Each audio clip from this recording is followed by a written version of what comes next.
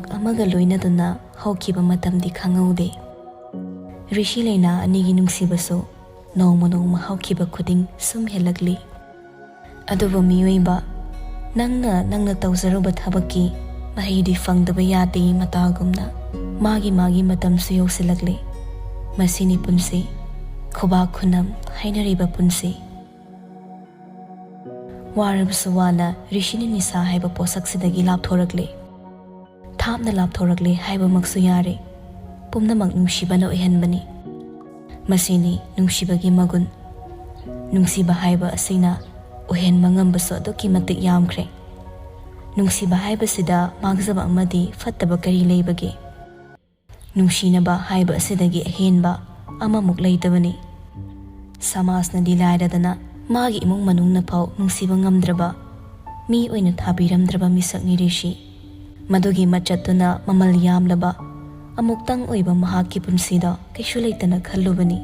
Adubu lama khangda kana amani insilaga thengna kiwi mahak adugi nungsiba minungsi amagi makhada Rishigi thamoi masak machu hongkibani.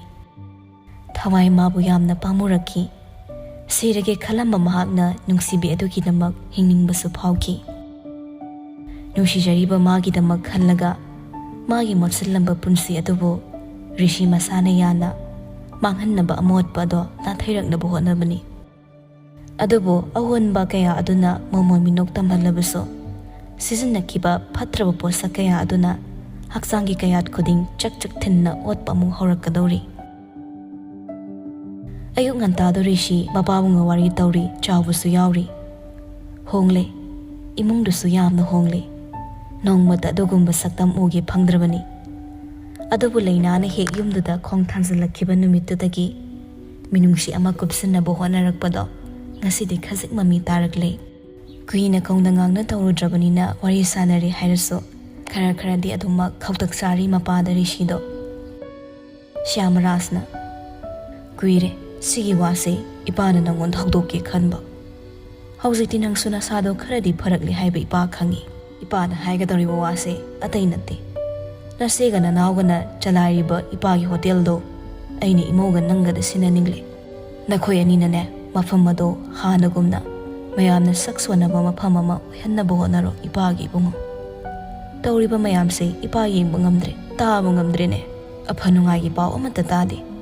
Isa hal nang ama leina nang tumina sum leikige haibro. Rishi khumde tumina tai. Magi matauda hikna kana famlibi leina Rishida yengloi. Shamrasna inkhalakliba naha kayagi sana yunai fam oheliba mafam ado muthallo. Sada lambido aduk chawkhattana semba honabra. Mila lon famni mafam ado. Sel piraga nupi kayabu leiba yonba tawriba mafamni. Wafam ase ipana sukuibase khanglabasu karisu tawba ngamda tumin leirakpani. Adubu hauzikti aigi isa gyan taredana. Imaugi isagada ipana sinarani. Hayengmak ai mafamduda chatkani. Sum tumin leishinbaduda mapada nungaitre. Hairi Rishida munna yenglaga amukso. Asauba nangbu taribra. Rishi makok tapna nomi. Soidana muthatkani. Aina soidana muthatkani. Mapokningdadi sathina singkre. Adubu magi haksang manungdadi khudakta chaina ama khangpau phaurakle. Lo khura irisi. Kuire mana asumna tawba. Hek haurakpaga phuk hawalai. Leiriba mayamdagi mamangda sapam kaidana bohonai. Pabung ai. Wadu makha tahaldre amuk sukhrai. Rishi thuna sangkre. Bathroom hek yobaga lokto pangkhuda khure mathabak sunarakle Rishi. Khube henmanbada isu yawri. Asumna tawbase ahumlak marirakti surabani. I yawrakpaduda Rishi yam thuna tissue paper ama lawraga taithoi. Adubu magi anabado leinada haidre. Masu khangdri doctor da yengludri. Mathabak nabadusu henjilakle. Sor honba warakpagumsu tawre. Masagi saktam tariba mingselda munna yenglaga leiri. Mana chakriba mayamdugi chaina fagle. Rishi aduma khangse. Nisha watpagi masa tak nikpa khang mangamdabag yawaba chaina do khara kolakpada ngairi. Sizinariba maya kanba posaksing aduna haksang manungda chathat pahaurakpagi awa chaina amati anaba do Rishi amuk khang bahaurakle. Masagi hakchangda anaba amadi loinari haiba khangle. Adubu Rishi leinada wafamdo haiba ngamloidori. kaisu tawdaba saaduna bathroomdagi thorakli Leina su kaada leirami Nada kaidawrange Rishi sapham ama ole ngasidi adubu losinaba honai kaisu tawde nangbu school chaloidro chatkani dadana sa nungaitabra Rishi nokphet tawna Leinagi manak changsilli kaisu tawde bem ngasidi dada hotel ngak yawruge nang thilambaga loisilo wado tabada Leina mamo nokje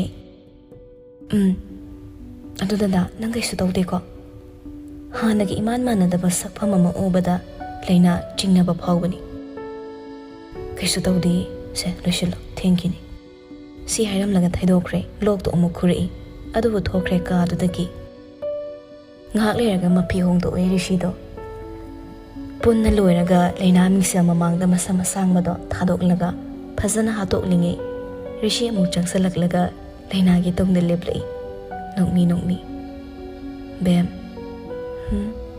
dada to bigese hairaga masamdo mahano ina sembirakle nupa mana yamna haina bini lon bikre phajana aduga maglum da thadari Leina samdu da yinglaga perfect husband Rishi Leina da consul e aduga nakong mayada changsilaga hairi nangsu perfect wife hairaga mangak leishilaga Leina gi khasai da muktang thenglui chalasya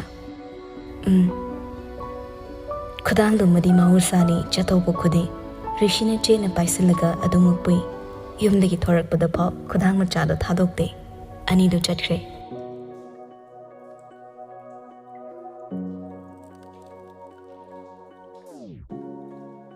mapai bungo samraski aningba pama pawtu tabada somda mamagi manak taleiduna maza toriba yuhenbaga sagi onkraba ma hiainuga watanari manager hausa ta paw pirakpani ma hayeng lakani haire hai hiainuna magi mingda leibanina mana ngamkini side khodi kari tawne kari karamba wakaldagino mana hanta tawrikli mayam se ima aikhoina tawriba mayam se khangkraba zala khanglasu kaidawni asu kuibase mana kari yengsin bikrage makhong soinaiduna leiba lengba ngamboi ngamdaba hingba mana haujakta machanu pani salai churambado khara parakpasida aikhoida onsilakliba ima aigini pabungi maral khudingma yumhamdusu aigini tamoda sinaba yaroi hai nachera call to mama hi athangni khudakta yuhenba yesna da call towi paikhalakte pakhe hanjin tawbadagi paikhalai che ima pailake phone lawi hiaino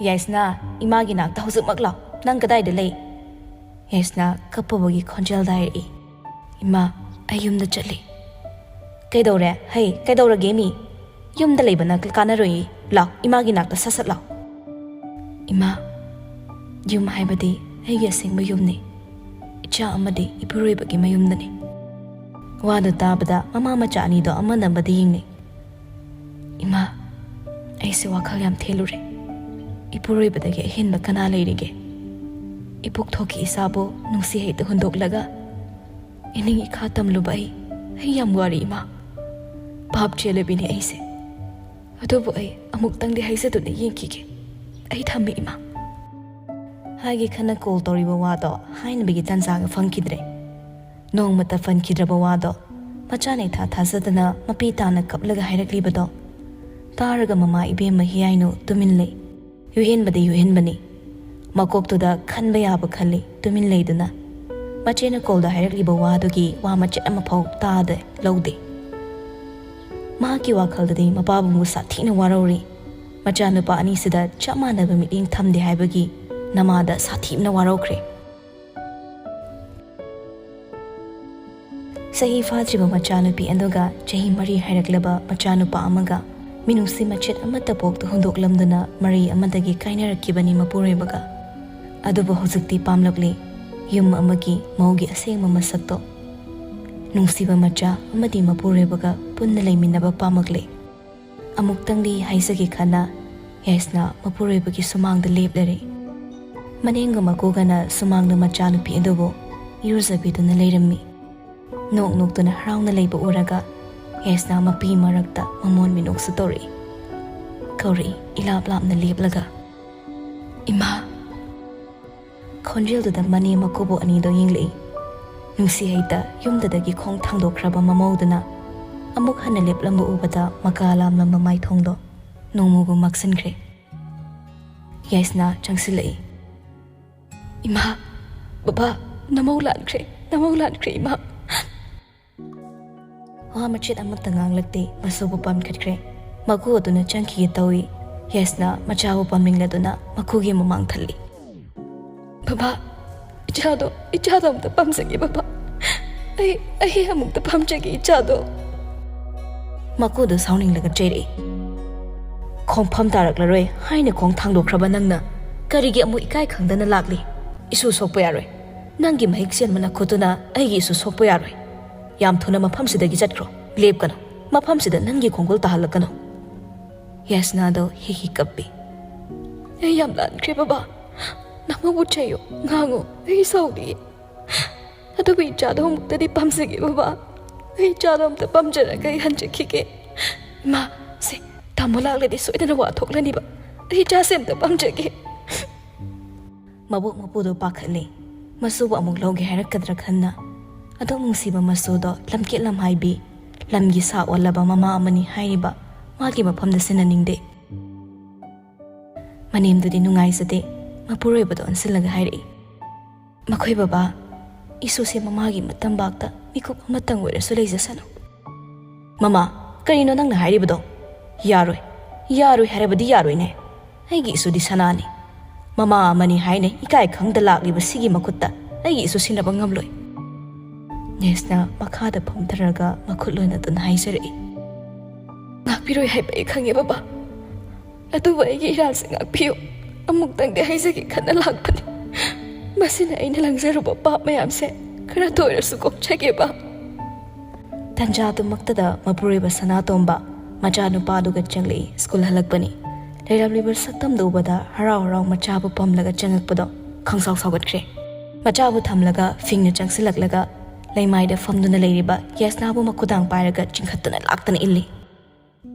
Oktavinangdi aigi senglaba yumsida kedoba changlaiba.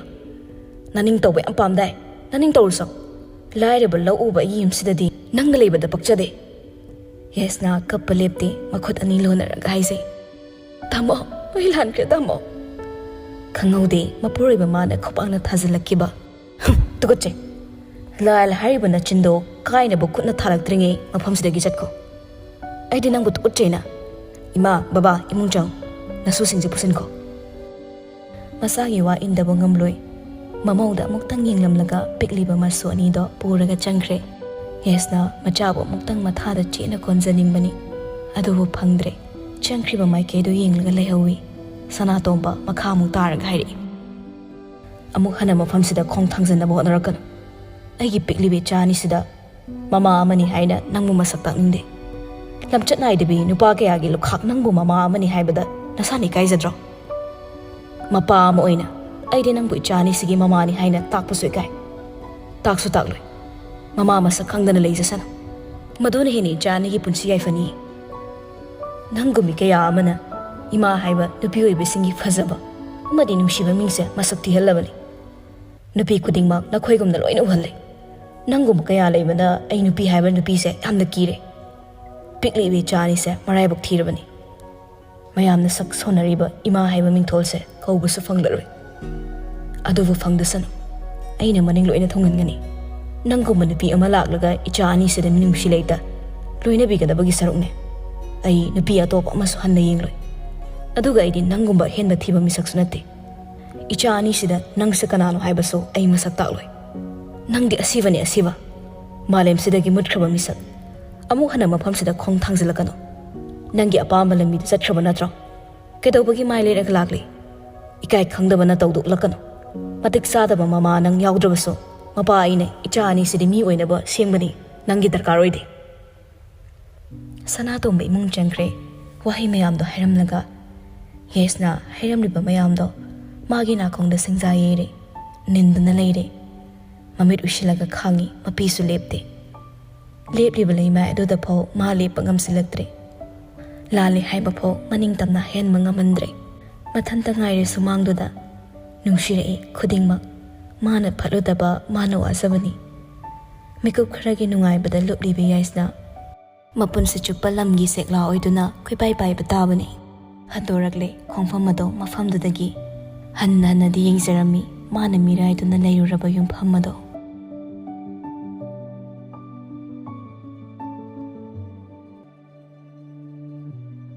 ꯍꯣꯁꯄꯤꯇꯥꯜꯗꯅꯤ ꯔꯤꯁꯤ ꯃꯥꯒꯤ ꯍꯛꯆꯥꯡꯒꯤ ꯐꯤꯕꯝꯗꯣ ꯌꯦꯡꯕ ꯂꯥꯛꯏ ꯃꯊꯟꯇ test ꯈꯔ ꯇꯧꯔꯕ ꯃꯇꯨꯡ ꯔꯤꯖꯜꯇꯨꯒꯤ ꯃꯇꯥꯡꯗ ꯗꯣꯛꯇꯔꯒ ꯋꯥꯔꯤ ꯁꯥꯟꯅꯩ ꯂꯪꯁ ꯀꯦꯟꯁꯔꯒꯤ ꯀꯦꯁ ꯑꯣꯏꯔꯝꯂꯦ ꯍꯥꯏꯕ ꯗꯣꯛꯇꯔꯒꯤ ꯋꯥꯗꯨ ꯇꯥꯕꯗ ꯔꯤꯁꯤ ꯄꯨꯝꯅꯃꯛ ꯁꯣꯟꯊꯈ꯭ꯔꯦ ꯗꯣꯛꯇꯔꯅ ꯅꯪ ꯀꯤꯁꯤ ꯍꯤꯔꯣꯏꯟ ꯁꯤꯖꯤꯟꯅꯈꯤꯕꯗꯨꯅ ꯔꯦꯁꯄꯤꯔꯦꯇꯔꯤ ꯏꯟꯐꯦꯛꯁꯟ ꯂꯥꯛꯄꯅꯤ ꯑꯗꯨꯒ ꯅ꯭ꯌꯨꯃꯣꯅꯤꯌꯥꯒꯤ ꯀꯦꯁꯁꯨ ꯌꯥꯎꯔꯤ and use of intravenous drug is very dangerous.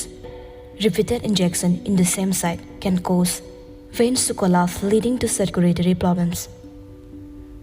So, low khubada e yauriba thabak nariba sor honba wariba mayamse symptoms ni. Lungs cancer amadi pneumonia anigi nang maiku kayan sizinaba male. Rishi sora muktang sang hondolaga makok nomi. Aina sizinadaba ni sa amata leite. Adubo ay hawjiti posak singado amata sizinadre. Laamna thamkre. Doctor Rishi da munna yengli. Fattaba posak tudi lapthokibana khwaidagi fabani. Smoking and intravenous drug sizinabasina layong asin hannabagi risk wangalli. Maiku haibase fatte immune system asuki matik sonthahanbani. Nisa haibase punsi telhanbagi masangni. Masisinaba honadi. Ado Rishi kaishu khangano I can help you. I get angamba level da nangbu layengani. So please relax. I Dr. Albert and I am here for you. Fana Queen wari sanay Dr. Magi akangbasing pautak piraga Rishi bu kahena wakhal tahalli treatment gi wari kupna sanay mapukning sonthadanaba wahi kaya maso haiduna themsinbi makhoi di makhal mayam dagi tonganbani khazik hena khanjinkibada society case kaya thokpa yai madu khangmana awareness amadi counseling toina tawbigadabani Dr. Mana munna khangi wari fana Queen tawrabatung Rishi thorakle hospital dadagi Mangkre Rishi tarang amada wakhana magi bimgi khongthangna lambi mana leiba maikeida makutta test result ki paper singdu pairi Rishi mathanta sukaple tarang amada ungduga chatlambado gya lakdaduna mayum lomda hana lai result paper do mayumda thamlamlaga Rishi leina bo amuk lawba lai he ngai bo mafamda Rishi lepi Queen ngai de leina thorakle harau harau Rishi gi manak changlei kaiso khangjadribani minok to uraga Rishi gi thamoi awaba potlam oihalli adubu masu mamon noglei nungti tawbugumna leina gi beg mana paikre aduga hairei chalasira